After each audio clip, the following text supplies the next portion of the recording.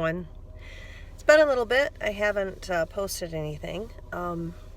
Things have been weird. They're weird everywhere, aren't they? Wow.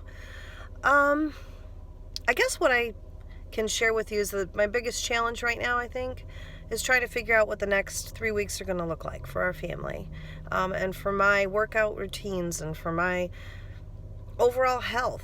We are still free of any problems in our house health-wise, but we were just issued an order from our governor that we have to shelter in place, and it's going to be tough. I had actually worked out a way to get to a gym at a place that was closed, but my daughter had access to. That's off the table. So all of my weight training is going to have to happen at home. But on the positive side, I reconnected with an old friend, and wow, I didn't even know she had bariatric surgery, and she was just looking for an opportunity to get more active but wasn't motivated. And I said, well, let's hold each other accountable and just walk, because we're allowed to walk. So I thought, that's cool. Right now I'm sitting at my favorite lake because this is where I go to think sometimes. It helps me clear my mind. I've got to figure out things different in our family to help keep the calm and try to put in some kind of place a routine, especially for Alan, where he can remain as active as possible. And it's really hard because Alan likes things like going to the resale store, and he likes to go out to eat, and likes to go to the stores, the big stores, which I really don't want him at right now. Large crowds, they're saying it over and over again. Stay away from large crowds. You can't control that as much when you're in a big crowd. And the stores are crazy right now, guys. They're nuts. They're just nuts. I'm so glad we're stocked,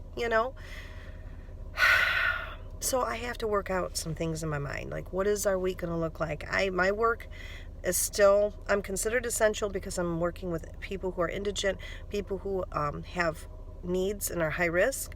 And as I sit here in this van in front of this beautiful lake, I have 10 boxes of food that I'm going to have to get back to the office tomorrow and itemize and get ready, because if nothing else, they can come to the office and pick them up, or we can drop them off on a porch.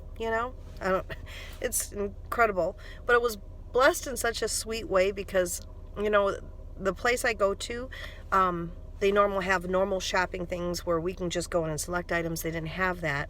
What they had now, they went to a system of just boxes, what they prepackaged so you can grab and go, and because of that, nobody's buying up the flowers. They have flowers that get donated, and this beautiful woman is so sweet. She blessed me with, you know what? I'm going to turn this around so you can see.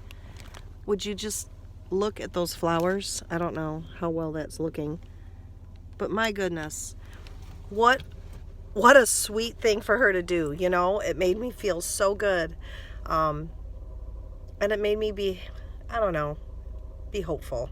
There's still flowers. There's still that beautiful lake.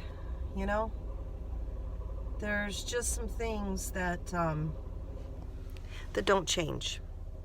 And even when things are changing, it seems like by the hour, there's some things that don't change. This beautiful lake that I can sit and organize my mind in front of.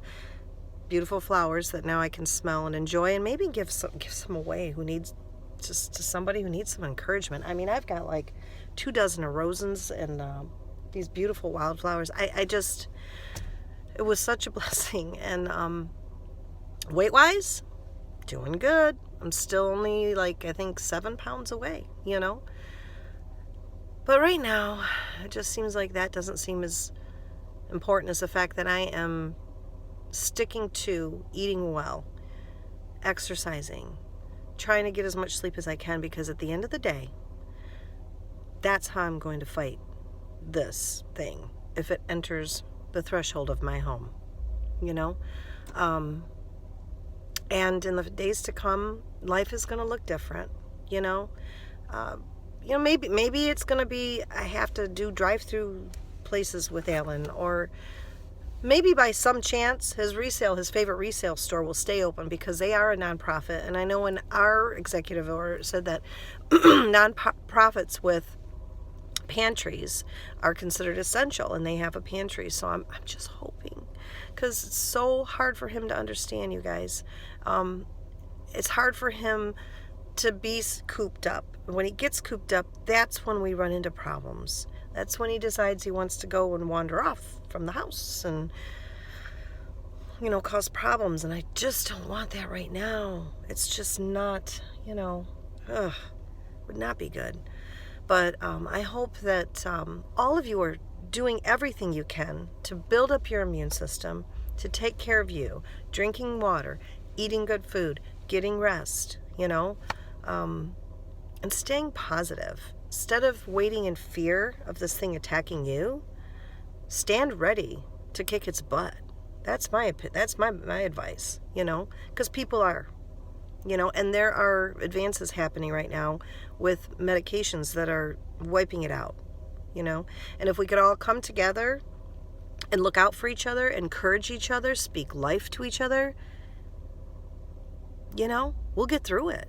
We will. We'll all get through it. Thank you for following my channel. I'll try to be better, especially since I'm going to be home a lot more. I mean, we are going to go in periodically, but most of our work is going to be telehealth and all that kind of stuff. So I love you guys. Thank you for checking in.